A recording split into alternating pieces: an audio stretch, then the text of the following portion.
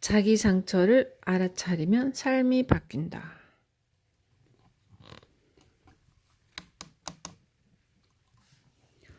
인간은 모두 상처를 갖고 이 세상에 발을 내딛습니다. 그리고 많은 경우 같은 상처를 가진 부모에게서 태어납니다. 그 이유는 바로 자신의 상처를 깨닫기 위해서입니다.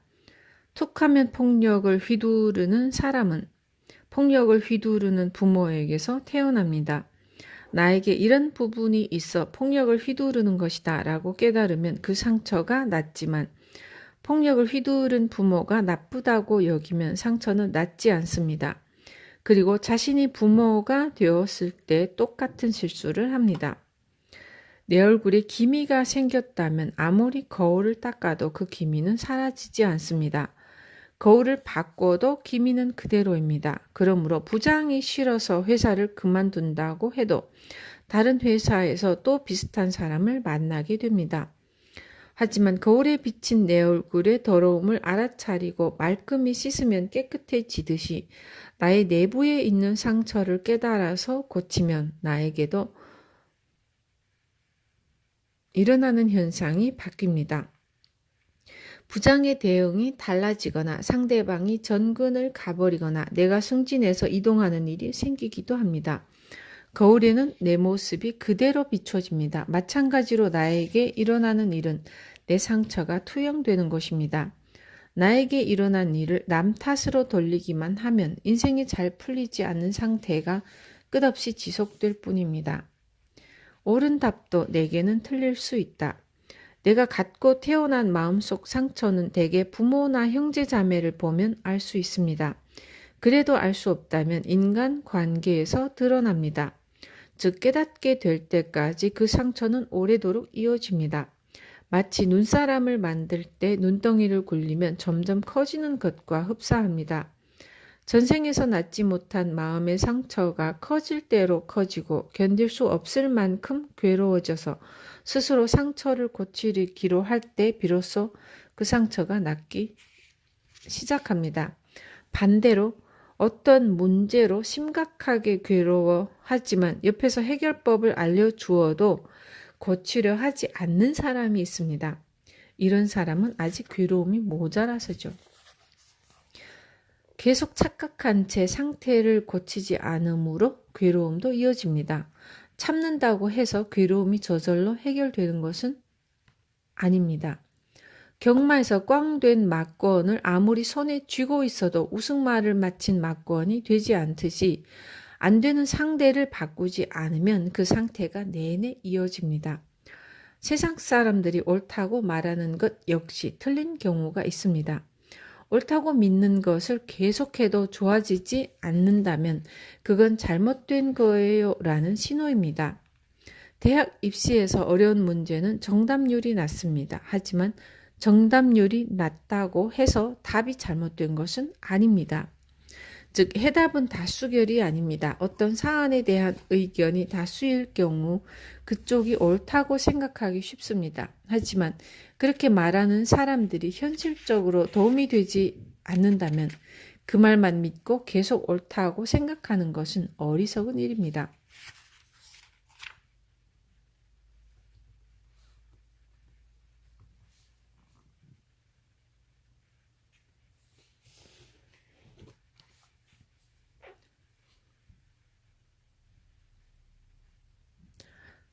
작은 행복을 쫓는 것도 훌륭한 재능이다. 사람은 역경이든 무엇이든 정면으로 맞서려 할 때 반드시 용기가 필요합니다. 하지만 그 용기를 내지 않는 사람도 있습니다. 그렇다면 용기를 내지 못하는 사람은 구제불능인가요? 그렇지 않습니다. 용기를 내지 못하는 사람은 용기가 안 난다는 재능을 가진 것입니다. 그런 사람은 안정을 추구합니다. 그리고 그 안정 속에서 영혼을 성장시킵니다. 따라서 꾸준히 성실하게 회사를 다니고 그 가운데서 행복을 찾으며 영혼을 성장시키면 됩니다. 따라서 꾸준히 이렇게 하는 게 좋아라는 말을 아무리 들어도 할 수 없는 사람은 하지 못하는 재능을 가진 것이죠.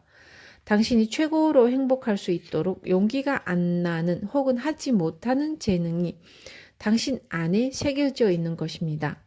그런 사람은 자신이 할 수 있는 것으로 영혼을 키워나가면 반드시 좋은 결과를 얻습니다.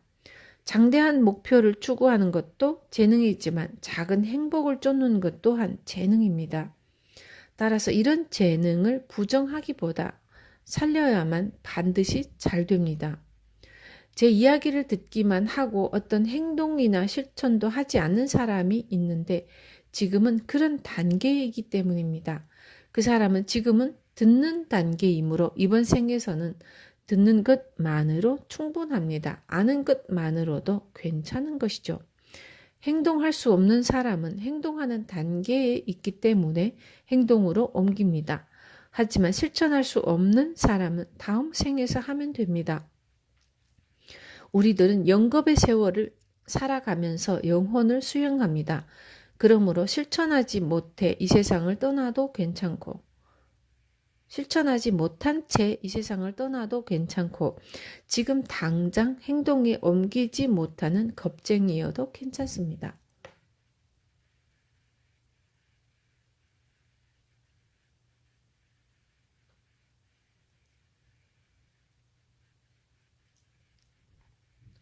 용기 있는 사람은 호랑이 굴에 들어가 호랑이 새끼를 잡아올 수 있습니다. 하지만 용기 없는 사람은 덫을 놓습니다. 그런데 호랑이를 잡는 것보다 덫을 만들어 놓는 쪽이 안전할 뿐 아니라 돈을 더 많이 법니다. 겁쟁이라고 해서 성공하지 못하는 것은 아닙니다. 겁쟁이는 겁쟁이 기질을 살리면 됩니다. 그러므로 용기가 없으면 안 돼, 노력하지 않으면 안 돼, 일단 시작한 일은 도중에 그만두면 안 돼 라는 말은 잘못된 것이죠.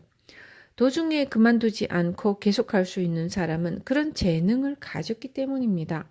하지만 저처럼 계속하지 못하는 사람도 있기 마련입니다.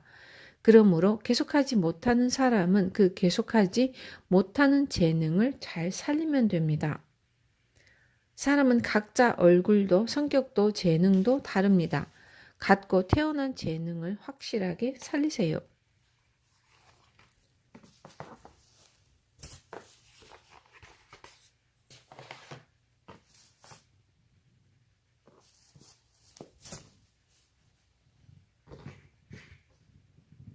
나는 운이 좋습니다. 나는 운이 좋다.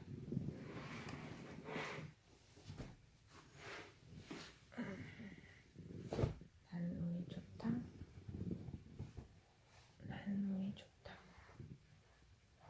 개발이 좋았어.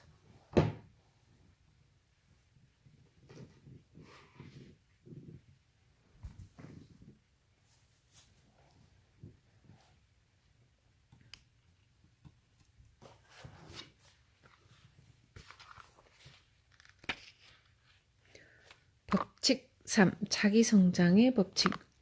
재능을 살려서 행복하게 살면 된다. 이 책에서도 저는 제가 쓰고 싶은 내용만 씁니다. 그 내용을 출판사에서 좋아하고 독자 여러분도 기쁜 마음으로 읽는다면 최고의 행복입니다. 어떻게 그럴 수가 있나요? 라고 묻는다면 그것이 진실이기 때문입니다. 저는 진실을 소중히 여기며 살아갑니다. 그렇게 해서 일본 누계 납세액 1위가 되었고 강연회를 하면 회장이 꽉 차며 그 덕분에 책도 계속 잘 팔립니다. 제가 하는 말은 세상 사람들이 하는 말과는 꽤 다를지도 모릅니다.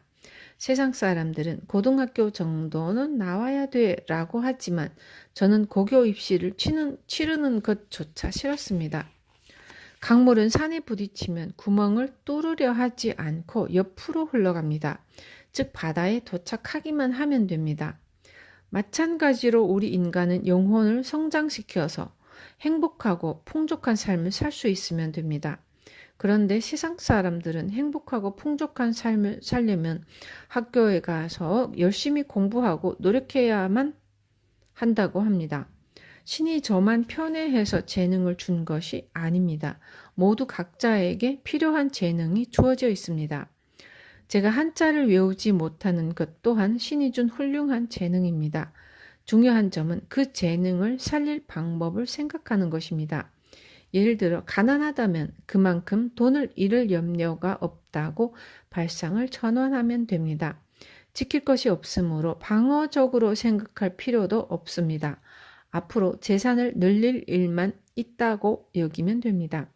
이런 말을 들어도 적극적으로 나설 용기가 생기지 않는다면 그 사람은 모험을 하기보다 회사에서 근무하는 편이 적성에 맞습니다. 안정된 환경에서 영혼을 성장시킬 수 있으면 그것으로 충분합니다. 어떤 강물이든 제대로 바다에 갈 수 있으면 됩니다. 문제 있는 사람을 바꾸려 하지 않는다. 저는 제자에게 이러면 안 돼 라는 말을 한 적이 없습니다. 무릇 신은 쓸모없는 사람은 만들지 않습니다. 예를 들어 집안에 문제 있는 사람이 존재한다고 합시다. 당신은 그 사람을 쓸모없는 사람이라고 생각할지 모르지만 신은 쓸모없는 사람을 만들지 않는다는 눈으로 그 사람을 한번 보십시오. 그리고 자신이 해줄 수 있는 일, 그 문제를 해결할 수 있는 방법을 생각해 보는 것입니다. 그렇게 고안해낸 방법으로 그 문제를 해결할 뿐 아니라 비슷한 문제로 고민하는 사람을 위한 책을 내어 잘 팔리는 경우도 있습니다. 즉, 문제 있는 사람을 바꾸려는 것이 아니라 내가 할 수 있는 일을 생각한다는 것이 중요합니다. 그리고 자신에게 일어난 문제를 싫다 싫어라고 생각하지 말고 잘 살릴 방법을 생각하면 됩니다. 살리는 것과 고치는 것은 다릅니다. 문제 있는 사람을 고치려고 감정적으로 부딪히면 부글부글 화가 끓지만 그렇군 알았어 라고 한 뒤 내가 할 수 있는 일을 생각하면 부딪힐 일이 없습니다. 문제는 그 사람이 자신의 문제점을 고치느냐 아니냐는 그 사람의 과제입니다. 예를 들어 그 사람이 이 책을 읽어보자고 생각하면 도움이 될 수 있겠지만 읽고 싶지 않다고 한다면 아무런 도움이 되지 않습니다. 읽지 않는다면 별 수 없으니 내버려 두어야 한다는 말이 아닙니다. 그 사람에게는 다른 배움의 자리가 있으므로 거기에서 반드시 배우게 됩니다. 다른 사람을 바꾸려 해도 변하지 않으므로 우선은 나 자신을 바꿔봅시다. 그렇게 하면 문제도 해결되어 나갑니다. 하찮은 인간은 한 명도 없다. 저는 예전부터 신을 좋아했습니다. 그리고 신은 굉장하다고 생각해 왔습니다. 그러므로 굉장한 신이 만들어준 나는 신의 최고 걸작이라고 생각합니다. 제 주위 사람들이 히토리 씨는 대단해라고 말하지만 주변에서 그렇게 말하지 않아도 저는 제 자신을 대단하다고 여깁니다. 그리고 마찬가지로 제 주변 사람 또한 대단하다고 생각합니다. 인간은 모두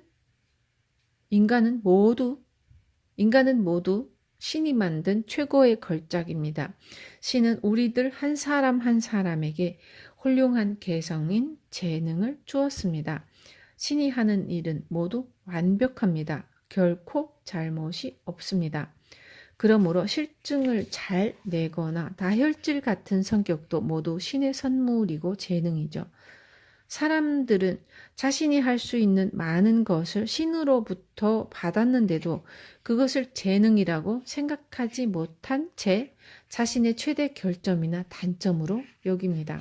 신은 영혼의 자식인 인간을 곤란하게 하지 않는다는 사실을 모르기 때문이죠.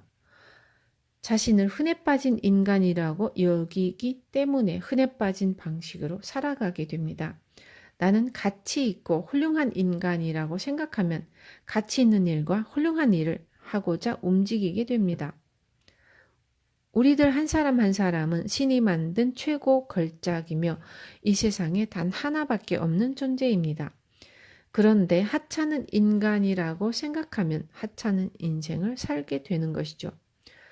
참고로 제가 믿는 신은 특정 종교의 신이 아니라 이 우주를 만들어낸 존재입니다. 그러므로 저는 특정 종교를 권하지 않으며 저 역시 특정한 무언가를 신앙으로 삼지 않습니다. 따라서 사람들에게 종교 활동을 그만두라고 하지도 않으며 이 신을 믿으세요라고 강요하지도 않습니다. 각자 믿고 있는 신을 지금처럼 믿고 그로 인해 행복해지면 됩니다. 모두 자신을 대단한 사람이라고 생각하고 서로 이해하며 살아간다면 삶은 더욱 행복해집니다. 신은 쓸모없는 일을 하지 않을 뿐더러 자신이 창조한 피조물이 행복해지기를 바랄 테니까요. 자신에게 없는 능력은 자신에게 필요 없는 것이다. 자신을 흔해 빠진 인간이나 하찮은 인간이라고 생각하는 사람은 나는 가치 있는 존재다라는 사실을 모릅니다. 나는 가치가 없다고 생각해버리는 이유는 남이 갖고 있는 것을 나는 갖고 있지 않다고 생각하기 때문입니다. 저 사람은 머리가 좋아서 인류대학을 나왔지만 나는 머리도 성적도 좋지 않아. 저 사람은 돈이 엄청 많지만 나는 돈이 없어. 저 사람은 키가 크고 스타일도 좋지만 나는 키도 작고 다리도 짧아. 저 사람은 운동신경이 좋지만 나는 나빠. 이렇게 남이 가진 것과 비교하여 나는 가치가 없다고 생각해 버리는데 나에게 필요 없는 것은 나에게 없는 것입니다. 신은 그 사람에게 필요한 것을 줍니다. 저는 중졸에 직함도 아무것도 없지만 그런 저에게 신은 부자라는 타이틀을 주었습니다. 그 덕분에 많은 사람이 일본 최고의 부자의 말이니까 잘 들어보자 라며 제 말에 귀를 기울입니다. 갖고 있지 않는 것 또한 신이 준 재능입니다. 성공한 사람들 가운데 많은 사람이 가난한 가정에서 자랐습니다. 그러므로 돈의 가치를 잘 알고 어떻게 하면 돈을 벌 수 있을지 필사적으로 궁리했습니다. 반대로 부잣집에서 태어난 사람 중 많은 사람은 돈 있는 건 당연하다고 생각하고 돈을 벌기 위해 특별한 노력을 하지 않습니다. 즉, 가치를 깨닫는 것이 중요합니다. 무조건 열심히 해야 가치가 있다고 생각하는 사람이 많은데 그렇지 않습니다. 자신의 가치를 인정하고 열심히 했을 때 비로소 그 가치가 더욱 높아집니다. 뭔가를 손에 넣어야, 뭔가를 갖추어야 행복해지는 것이 아닙니다. 이 사실을 진리로 터득하면 인생을 받아들이는 방식도 나의 존재 방식도 바뀝니다. 제4장 행복 진동수를 활용하면 성공한다. 세상 만물에는 고유의 진동수가 있다. 지금부터는 이렇게 해나가면 성공할 수 있다는 이야기를 하겠습니다. 받아들이기 어려운 이야기일지도 모르지만 한번 들어두면 언젠가 도움이 되겠죠. 성공하는 사람은 무슨 일을 하든 성공합니다. 성공하지 못하는 사람은 무슨 일을 해도 성공하지 못합니다. 이는 정해져 있는 것입니다. 그러면 성공하는 사람과 성공하지 못하는 사람은 무엇이 다를까요? 성공하는 사람에게는 성공의 진동수가 있습니다. 세상 만물에는 고유의 진동수가 있습니다. 금이든 은이든 철이든 모든 물은 에너지 덩어리입니다. 고유의 진동수를 지니고 있습니다. 우리들 인간도 우주 에너지의 덩어리입니다. 모든 물질은 분해하면 에너지로 바뀌죠. 인간의 신체를 에너지로 바꾸면 수소폭탄 30개를 만들 수 있을 정도입니다. 수소폭탄은 원자핵이 일으킨 핵 분열 반응을 한꺼번에 에너지로 바꿔서 무시무시한 폭발력을 뿜어냅니다. 이에 반해 원자력 발전소는 핵 분열 반응을 서서히 일으켜서 그 에너지를 열로 변환해 전기를 생산합니다. 즉 수소폭탄도 원자력 발전소도 같은 핵 분열 반응을 응용한 것으로 한꺼번에 폭발시키는가 하면 아니면 서서히 열을 방출시키는가가 다를 뿐입니다. 즉 우리들은 그 이상의 우주 에너지 덩어리인 셈입니다. 좀 어려운 이야기인가요?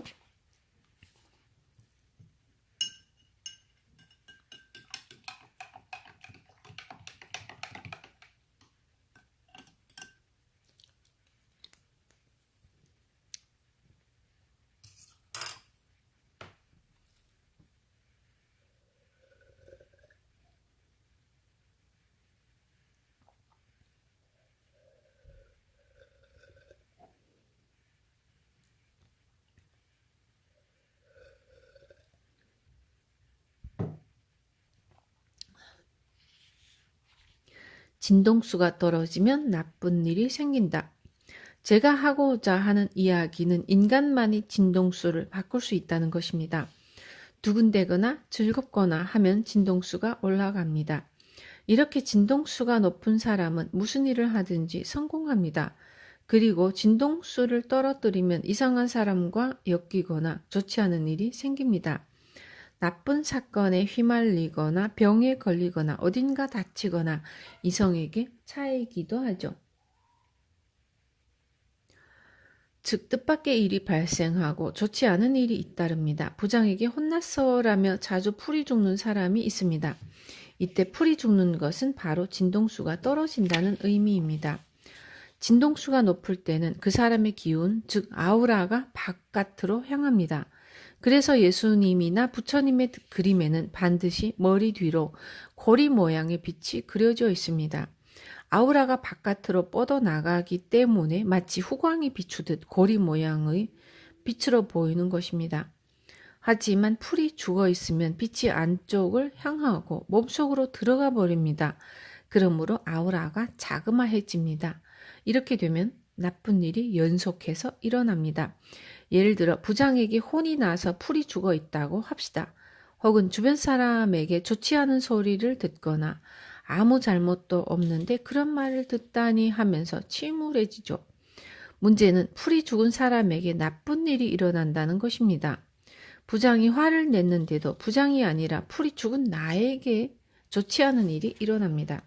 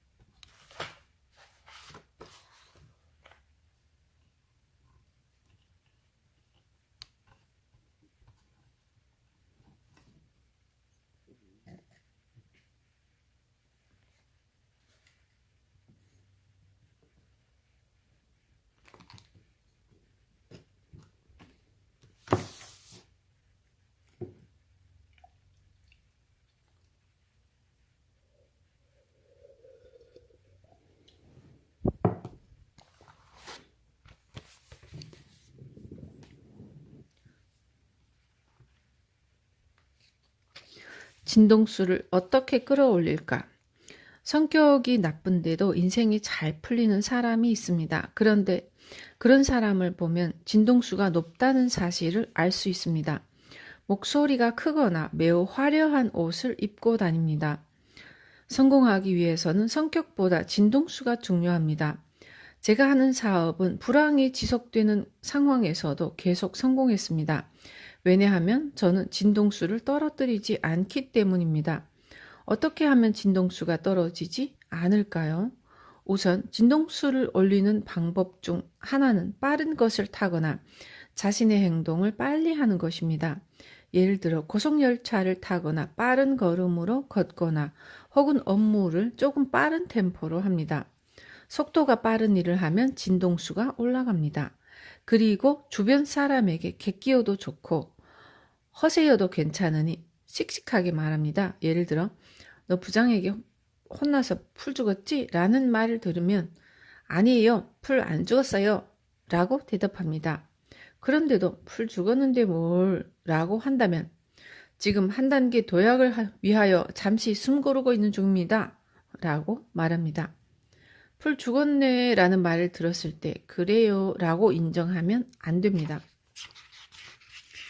왜 인정하면 안 될까요? 우리들이 사는 이 지구라는 별은 행동의 별이어서 진동수가 떨어지면 이 별에 사는 우리들 행동에 제약이 생깁니다. 따라서 집에서 나올 수 없게 되거나 방에서 나오지 않게 됩니다. 즉 행동할 수 있는 범위가 좁아져 버립니다. 많은 사람은 싫은 일이 생겼을 때 자신의 진동수를 떨어뜨리는 버릇이 있습니다. 하지만 저는 다른 사람에 의해 기분이 좌지우지 된 적이 없습니다. 항상 기분이 좋으므로 진동수가 높습니다. 침울에 있어도 다른 사람보다 높죠. 물론 저도 풀이 죽는 경우는 있습니다. 기복이 있기 마련이니까요. 기복은 있지만 진동수가 낮을 때조차도 보통 사람보다 높습니다. 그래서 많은 사람이 저를 만나고 싶어 합니다. 만나면 자신의 진동수가 올라가기 때문이죠. 윗사람이 침울하면 모두가 침울해진다. 미움을 받는 사람은 진동수를 떨어뜨리는 사람입니다. 보통 다른 사람에게 예쁘네요 라고 칭찬을 받으면 진동수가 올라갑니다. 하지만 비난을 받으면 진동수가 떨어집니다. 그러므로 왠지 싫은 사람이란 진동수를 떨어뜨리는 사람이라고 생각하면 됩니다. 그런데 저를 모처럼 만나서 진동수가 올라갔지만 집에 돌아가면 진동수가 떨어지는 사람이 있습니다. 어째서 진동수가 떨어질까요? 진동수를 떨어뜨리면 얼마만큼 손해인지를 모르기 때문입니다.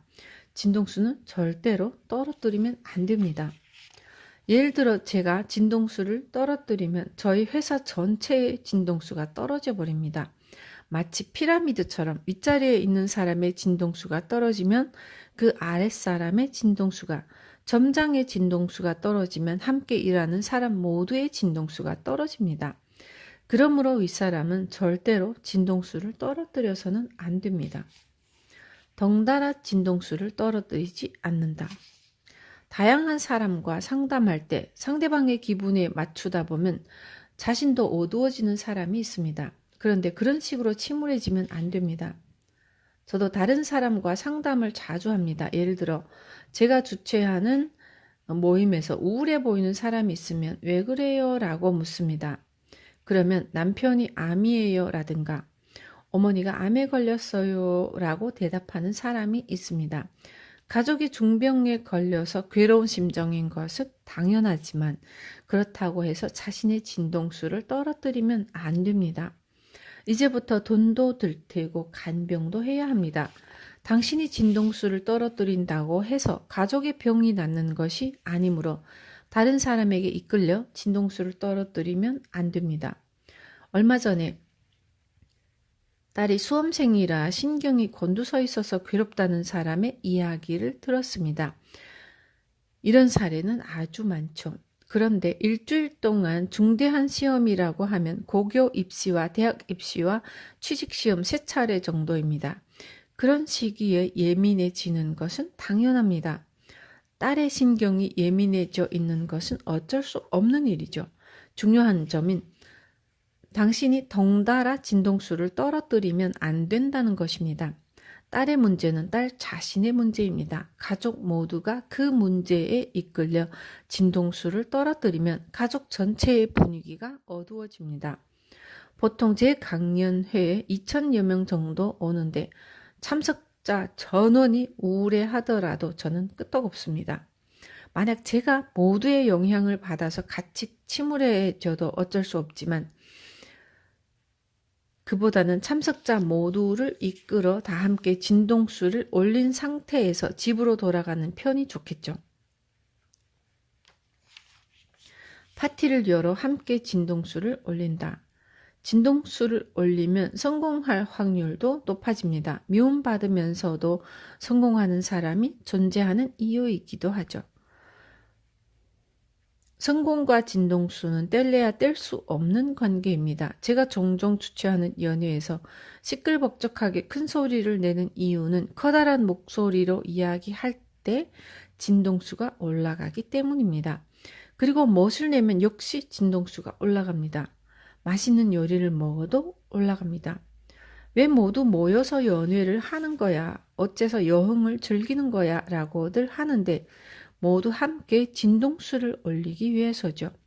이런 사실을 알면 제가 진동수를 올리기 위해 여러 가지를 고안하는 이유를 이해하게 될 것입니다. 그리고 우리들이 해야 할 가장 중요한 일은 어떤 상황에서든 진동수를 떨어뜨리지 않는 것입니다. 저 사람이 이런 말을 했는걸요 라며 영향을 받는 사람이 있는데 앞서도 이야기했듯이 말한 사람에게는 나쁜 일이 일어나지 않습니다. 그런 일로 진동수를 떨어뜨린 나에게 좋지 않은 일이 일어납니다. 초등학교 때 선생님에게 상처가 되는 말을 들었다라고 하지만 그 선생님은 무슨 말을 했는지조차 기억하지 못합니다.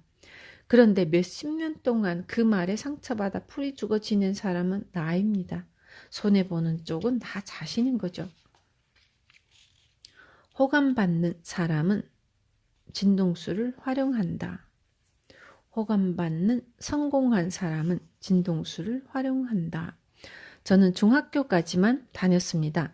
하지만 중졸이니까 라고 주눅들어 진동수를 떨어뜨리면 저에게 좋지 않은 일이 생길 것 같아서 빨리 사회에 진출하여 이득을 보았습니다. 라고 생각해 왔습니다. 이렇게 내 진동수를 떨어뜨리는 사고방식이 있다면 정반대로 바꾸어야 합니다.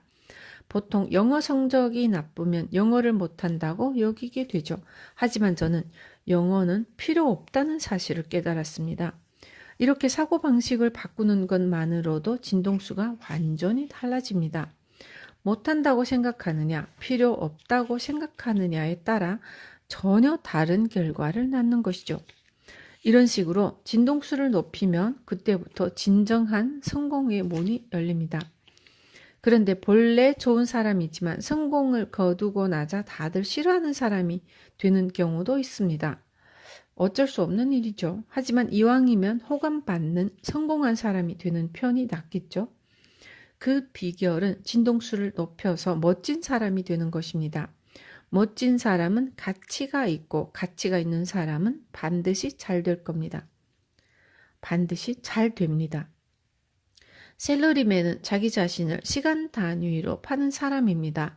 일에서 받는 급료가 1시간에 얼마인지 계산할 수 있습니다. 하루에 얼마, 1개월에 얼마로 자신의 능력을 회사에 파는 것입니다. 그렇다면 내가 받고 있는 월급 이상의 가치를 회사에 가져다 주면 가치 있는 사람이 될 수 있겠죠.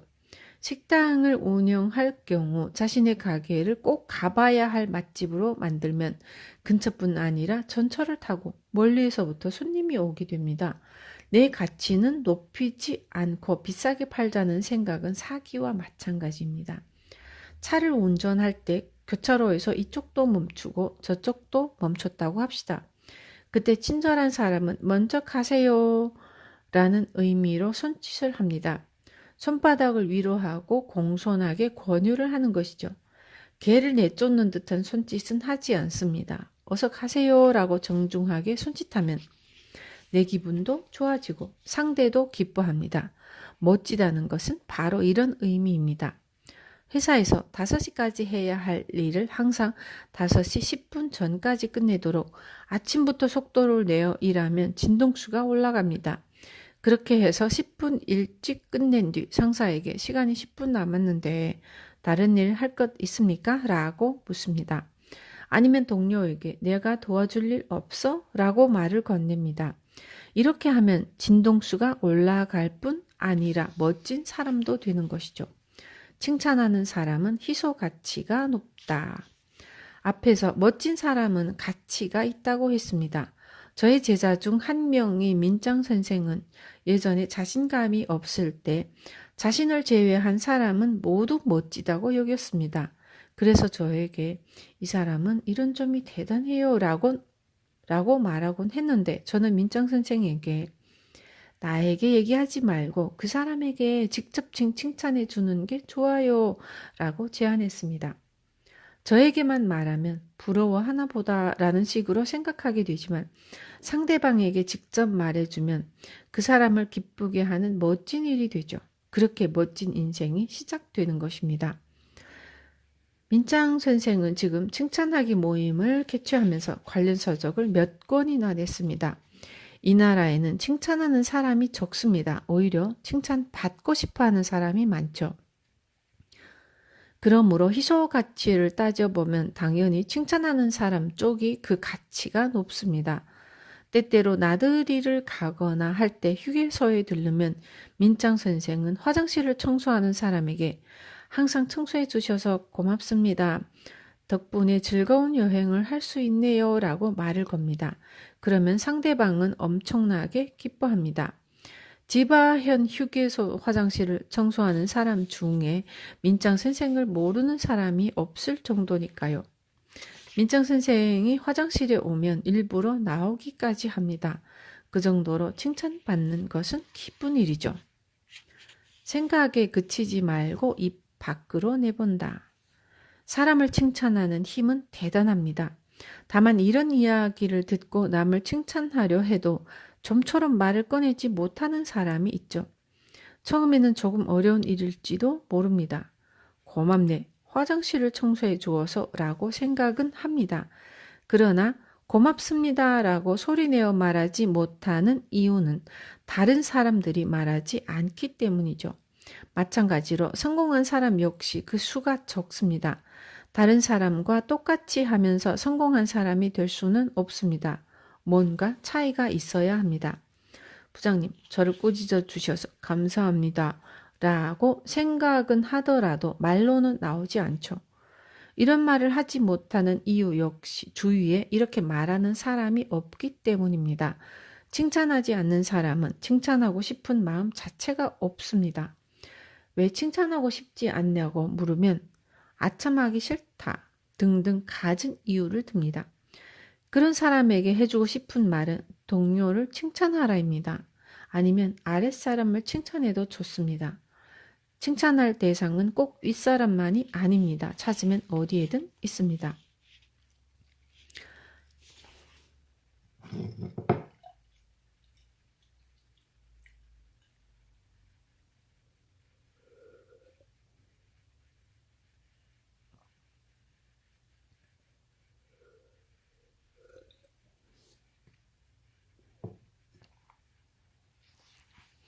멋진 사람이 되기 위해 세상에 태어났다.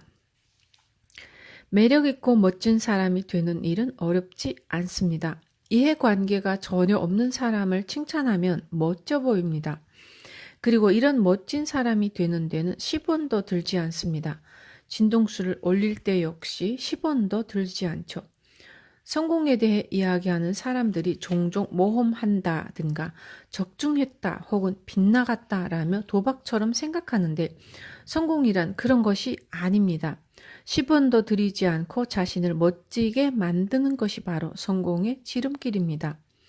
음식점을 하는 사람은 지금보다 멋진 요리사가 되면 손님이 자연히 찾아오게 됩니다. 만약 유명 연예인이 닭꼬치를 굽고 있다면 손님들이 반드시 찾아오겠죠. 몇 배로 비싸게 팔아도 사러 옵니다. 사람들은 매력 있는 것에 모이는 법이니까요. 그리고 우리들은 매력적인 인간이 되기 위해 이 세상에 태어났습니다. 멋진 사람이 되려고 이 세상에 온 것이죠.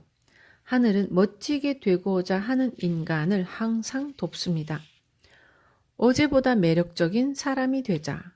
인간의 이런 특징을 잘 살리면 성공할 수 있습니다. 인간과 원숭이의 다른 점은 뭘까요? 원숭이는 새를 보고 단순히 새다라고 생각합니다. 새처럼 하늘을 날고 싶다고 생각하지 않죠. 인간만이 하늘을 날고 싶다고 생각하므로 비행기를 만들거나 제트기를 세상에 내놓을 수 있습니다. 하늘을 나는 새도 달까지는 가지 못하는데 인간은 달에도 날아갑니다. 세계에서 가장 멀리 하늘을 나는 존재는 인간입니다. 태평양을 횡단할 정도니까요. 인간은 창조를 할 수 있습니다. 그러므로 지금보다 멋진 자신을 충분히 상상해 볼 수 있습니다. 저는 컴퓨터로 인터넷을 사용할 줄 모릅니다. 컴퓨터 스위치 켜는 법도 알지 못하죠. 하지만 제가 만일 인터넷을 배우기 위해 컴퓨터 스위치를 켤 수 있다면 어제까지의 저보다 매력적인 사람이 될 것입니다. 5장은 행복한 마음이 성공과 부를 만든다. 나를 칭찬하지 못하면 남도 칭찬하지 못합니다. 저는 제 자신을 칭찬할 수 있습니다. 보통 이 나이에 공부할 생각을 못하는데 그걸 해냈구나. 난 역시 대단해. 라고 칭찬하죠. 하지만 뭔가 잘 되지 않는 사람은 항상 남과 비교를 합니다. 그리고 누구누구와 비교하면 아직 멀었다라는 말을 자주 합니다. 이런 식으로 생각하면 전혀 멋지다고 할 수 없죠. 자신을 이렇게 바라보는 사람은 언제나 남과 비교함으로 자기 자신을 칭찬하지 못합니다. 나를 칭찬하지 못하는 사람은 남을 칭찬할 수 없습니다. 그러므로 우선 작은 일이라도 좋으니 나를 조금씩 칭찬하는 것부터 시작합니다. 예를 들어, 훌륭하네. 운전하다가 양보할 때 지금까지는 항상 가 라고만 말했는데 먼저 가세요 라고 친절하게 했네. 혹은 화장실을 청소해 주는 분에게 고맙습니다 라고 말하지는 못했지만 웃는 얼굴로 고개 숙여 인사했어 라는 식으로 말입니다. 작은 일로도 나를 칭찬하게 되면 점점 남도 칭찬할 수 있게 됩니다. 이제는 인성의 시대이다. 인류 역사상 힘이 강한 자가 이기는 시대가 있었습니다. 무슨 일을 하건 힘이 세면 좋았던 시대였죠. 그 다음에는 귀족의 시대가 왔습니다. 전쟁이 마무리되고 평화가 찾아오면서 힘센 자의 가치가 떨어졌기 때문입니다. 그래서 전쟁이 잦아든 다음에는 어느 집안에서 태어났느냐에 따라 인간의 값어치가 결정되는 시대가 되었습니다. 그 후에는 학력이 전부인 시대가 왔습니다. 이제는 학력의 시대가 끝났다라고 말하려는 것은 아닙니다. 다만 학력뿐 아니라 여러 가치를 지향하는 시대가 되었습니다. 요즘은 인터넷을 찾아보면 도쿄대 시험 문제 같은 자료가 전부 나옵니다. 아주 단순하게 말하면 인터넷을 활용하기만 하면 도쿄대생이 비슷한 수준의 학습을 하면서도 다른 일을 도모할 수 있는 시대가 된 것이죠. 도쿄대에 가는 것이 좋지 않다는 말이 아닙니다. 도쿄대 입학은 멋진 일이죠. 저도 갈 수 있는 사람은 가야 한다고 생각합니다. 다만 조만간 이렇게 학력이 전부였던 시대에서 학력 이외의 다양한 가치를 지향하는 시대로 바뀌게 됩니다. 바야흐로 인성의 시대가 온다는 말입니다. 즉, 그 사람의 성품과 무엇이 가장 중요해진다는 것이죠. 이 사람과 함께 일하고 싶다라든지 이 사람에게서 물건을 사고 싶다라든지 이 사람을 위해서는 열심히 하고 싶다라고 생각하게 되는, 즉 인성이 중요해질 거라는 이야기입니다. 이런 시대에 당신은 충분히 멋진 사람일 수 있습니까? 올바른 것을 판가름하지 않는다. 예를 하나 들어보겠습니다. 저희 회사 연회에서 찍은 비디오를 본 여성이 저도 사장님들처럼 멋진 차림으로 파티에 가고 싶네요 라고 말하면서도 집에만 있고 아무 일도 시작할 생각을 하지 않는다고 합시다. 그러면 당신은 그 여성을 보면서 마음속으로 그럼 일을 하면 되잖아요 라고 생각을 하게 되죠. 그 생각이 올바른 답일 것입니다. 하지만 그 여성에게 정답을 말하기보다는 그렇게 입으면 엄청 멋질 거예요. 혹은 요즘 인터넷에서 비슷한 옷을 많이 파니까 그런 옷을 입어도 예쁠 것 같아요 라고 말해주면 더 멋집니다. 무슨 말이냐 하면 일을 해야 해 라는 말은 그 사람 주변에서도 많이들 합니다. 부모에게서 듣고 형제 자매에게서도 줄곧 듣습니다. 그 사람은 주변 사람들의 조언을 잘 알고 있지만 일을 하지 못하는 왠지 모를 두려움이 있는 것이죠. 그런 사람이 겨우 마음속에 불을 지펴서 자신의 꿈을 이야기했는데 일을 해야 해 라고 한다면 그 불을 양동이 물로 끼얹고 그게 뭐가 재밌어 라고 말하는 셈입니다. 올바른 것을 판가름하는 일은 재판관의 업무입니다. 우리들은 다른 사람과 상담할 때 자신도 그리 올바로 살지 못하면서 타인의 일은 올바른지 아닌지 판가름하려는 습관이 있습니다. 예전에 세상 사람들이 올바른 일에 대해 말하지 않았을 때는 그런 습관이 필요했습니다. 하지만 지금은 모두 올바른 답을 알고 있습니다. 당사자도 물론 압니다. 하지만 정답대로 할 수 없는 이유가 있는 것이죠. 남에게 두려움을 심는 것은 죄다. 진동수가 자꾸 떨어지는 사람은 진동수를 떨어뜨리는 성격이어서 그런 것이 아닙니다. 부모로부터 그렇게 교육받았기 때문입니다. 부모도 두려움을 심어주는 것을 사랑으로 착각하고 있습니다. 오키나와에서 여성이 성폭행을 당했다고 합시다. 그러면 보통 딸에게 너도 조심해야 해 라고 충고하고 딸이 미니스커트를 입으면 다리를 내놓고 다니면 위험해 라고 말합니다. 그런데 다리를 노출하는 것만으로 성폭행을 당한다면 큰일이죠. 그런 사건은 좀처럼 일어나지 않습니다. 예수님이 하루에 10명씩 악수를 해도 1억 3천 명과 악수하려면 약 3만 년이 걸립니다. 일본 인구 모두와 악수하는데 3만 년이 걸리는 셈이죠. 그 3만 년 동안 인간은 몇 번이고 죽었다가 다시 태어납니다. 무슨 말이냐 하면 당신 딸이 그런 사건에 휘말릴 확률은 0.0000000%라는 것입니다. 그런데도 지금 당장 나쁜 일이 생길 것처럼 내일이라도 발생할 것처럼 말해서 두려움을 갖도록 키우면 안 되겠죠. 저의 제자인 시바무라 에미코 씨는 운동신경이 매우 좋아서 고등학교도 농구 특기생으로 갔습니다. 그런데 에미코 씨가 운전면허를 땄을 때 오빠가 너는 조심성이 없으니까 라든지 사고를 낼지 모르니까 라는 말을 끊임없이 했다고 합니다. 자신보다 훨씬 굼뜬 사람들도 다들 차를 모는데 에미코 씨는 지나치게 경고를 들은 나머지 무서워서 운전을 할 수 없게 되었습니다. 남에게 두려움을 심는 것은 죄입니다. 진동수가 높은 사람에게는 나쁜 일이 일어나지 않습니다. 일어나더라도 나쁜 일 가운데서 좋은 일이 생겨납니다. 세상에는 사랑이라는 이름으로 다른 이의 진동수를 떨어뜨리는 말을 하는 사람이 있습니다. 그런 사람은 부모가 그렇게 키운 탓인데 그 부모도 마찬가지로 그런 부모에게서 자랐습니다. 대를 이어 계속되는 것이죠. 부모는 그래도 관계없습니다. 부모는 말하면 그것으로 끝나죠. 제가 강조하고 싶은 점은 그 말에 이끌려 진동수를 떨어뜨리면 좋지 않은 일이 생기는 사람은 바로 당신이라는 사실입니다. 두근두근 해야 잘 풀린다. 아무리 해도 잘 안 되네 라고 생각할 때와 왠지 잘 되는데 라고 느낄 때를 비교해 보세요. 마지못해 일하는 사람은 퇴근 시간이 무척 멀게 느껴집니다. 하지만 혼다의 창업자인 혼다 소이치로 씨 같은 사람은 일하다 보면 새벽 3시였다고 합니다.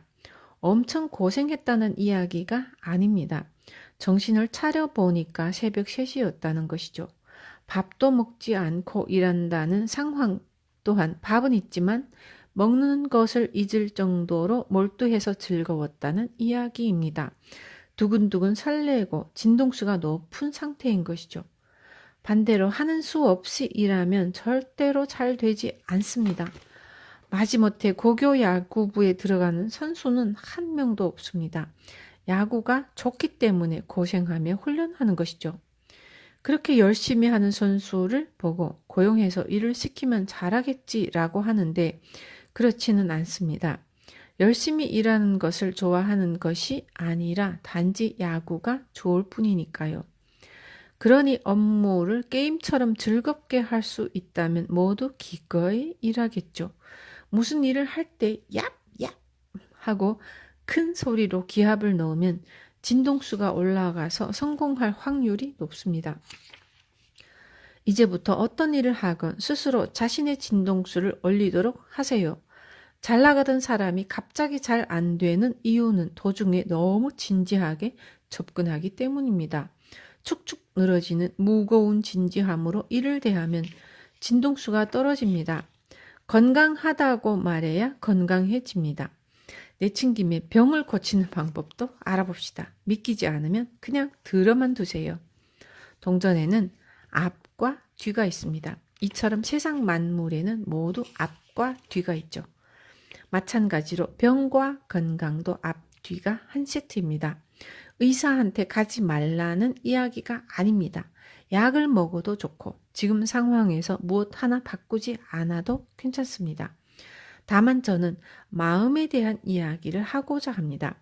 아픈 사람은 병이라는 겉모습만 봅니다. 그러면 병이라는 말 자체에 깃들어 있는 기운이 좋지 않은 아프다라는 말을 끝없이 하게 됩니다. 건강해지고 싶다면 정반대로 나는 건강하다라고 하루에 10번 정도 말하면 됩니다. 원기왕성하게 지내고 싶으면 난 튼튼해 라고 단정하면 됩니다. 다른 사람과 만나서도 난 건강해요, 건강합니다 라고 말합니다. 다만 병원에 가서는 그렇게 말하면 안 되겠죠. 저는 건강합니다 라고 말하면 그럼 왜 오셨나요? 라고 질문을 받을 테니까요. 의사에게 갔을 때만큼은 사정을 말해도 좋지만 그 밖에 부모나 형제나 회사 사람 등 주변 사람에게 아파요 라고 말한들 걱정만 끼칠 뿐이고 나을 방법이 없죠. 그보다는 나는 건강해요, 나 컨디션이 아주 좋아요 라고 말하면 내 마음이 바뀝니다. 마음이 바뀌면 몸은 그 마음을 따라옵니다. 이것이 마음으로부터 낳는 치료법입니다. 아픈 사람은 사고방식 자체가 건강하지 않습니다. 하루 종일 병에 대해서만 생각하고 자신의 병에 대한 이야기만 합니다. 그렇게 해서 대체 어느 세월에 건강해질 수 있을까요? 그러므로 완전히 정반대로 말하면 됩니다. 건강해지고 나서 말하겠다라고 생각하면 늦습니다. 난 건강해요 라고 하루에 10번 정도 말합니다. 그러면 저절로 건강하다는 기분이 듭니다. 거짓말처럼 들리겠지만 말한 대로 흘러갑니다. 아프다고 주절거리면 병을 부를 뿐입니다. 건강하다고 주문을 외우면 원기가 왕성해집니다. 병을 즐기고 있는지 체크해보자. 흔히 병은 유전이다 라고 합니다. 하지만 형제여도 모두 같은 병에 걸리지는 않죠. 환경이 거의 동일한데도 형제 중에 병에 걸리는 사람과 걸리지 않는 사람이 있습니다. 먹는 음식 탓이다라고도 하지만 같은 음식을 먹어도 괜찮은 사람과 그렇지 않은 사람이 있죠. 그렇다면 무슨 차이가 있을까요? 생각과 사고방식이 다른 겁니다.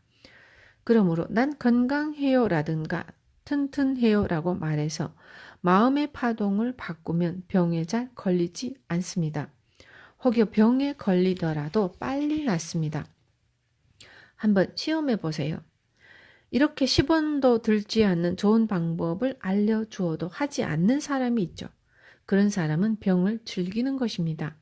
왜냐하면 그 사람에게는 병이라는 좋은 변명거리가 있기 때문이죠. 이런저런 사정이 생겼을 때는 몸이 안 좋았어요 라고 말합니다. 약속에 가고 싶을 때만 오늘은 컨디션이 좋네요 라며 나갑니다.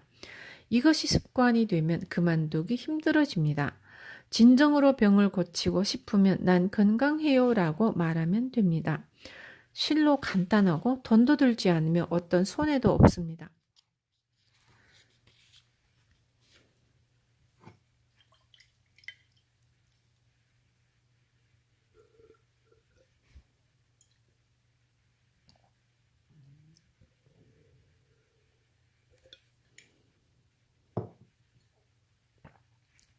사람을 바꾸려 하면 괴로워진다.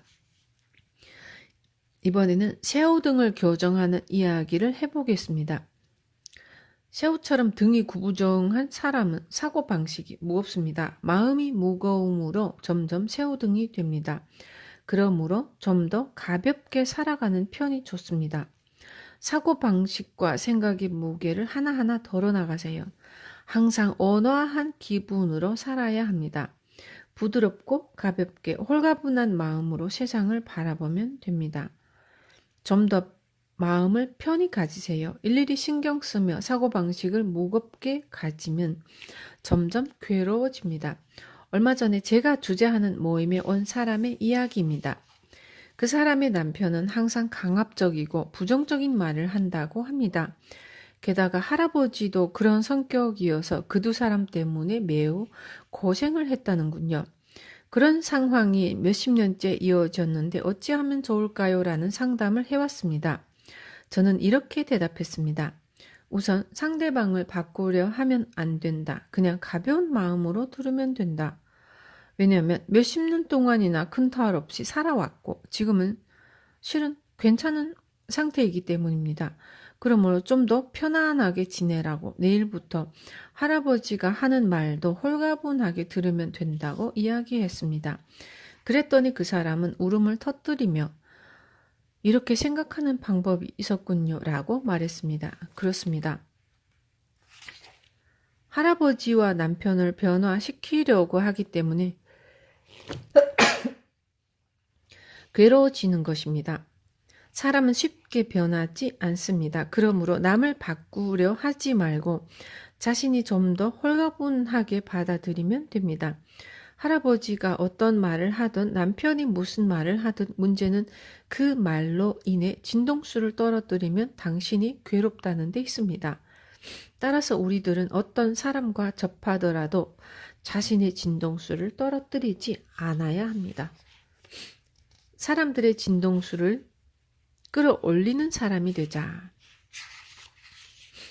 사람마다 진동수가 올라가는 일은 제각각입니다. 쇼핑할 때 진동수가 올라가는 사람이 있는가 하면 낚시 같은 취미 생활을 떠올리며 진동수가 올라가는 사람이 있습니다. 당신은 어떤 일을 할 때 진동수가 올라가나요? 개인별로 각양각색이겠죠. 저는 제 진동수를 올리는 방법을 다양하게 고안합니다. 모두 스스로 좋아하는 것을 생각해 보세요. 저마다 자신만의 진동수를 올리는 방법이 있을 테니까요.